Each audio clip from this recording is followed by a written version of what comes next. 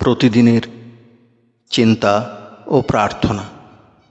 9ই August.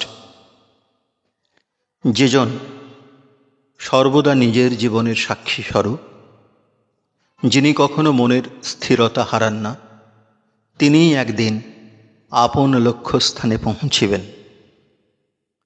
মুখস্থ করা যায়, তব হস্তের পরশ হে নাথ, করিল সঙ্গীত মুখর আমার বীণারে আবার, লভিল সে নূতন জীবন পরশে তোমার।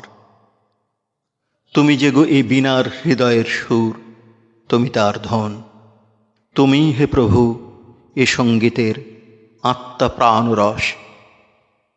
উপদেশ: যখন তুমি নিজেকে ভুলিয়া যাও, তখন তুমি মনের স্থিরতা, সৌম্য ভাব ও সমতা রক্ষা করো। বাহ্যিক সুখ লাভ করিয়া তুমি উল্লাসে মত্ত হইও না, বরঞ্চ সাক্ষীর মতো স্থির হইয়া দাঁড়াইয়া থাকিও। তুমি ভুলিয়া যাইও না কি তোমার কর্তব্য।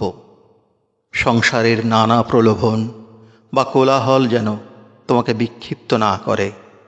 সেই উন্নত স্থিরতা ও স্থিতিভাবের অনুভূতি লাভ কোনো বিচার হিসাব বা ভবিষ্যৎ বিবেচনা করিয়া হয় না। একমাত্র সকল শান্তির উৎসের সঙ্গে যুক্ত হইয়াই আমরা সেই উচ্চ শান্ত অবস্থার অভিজ্ঞতা লাভ করিতে পারি।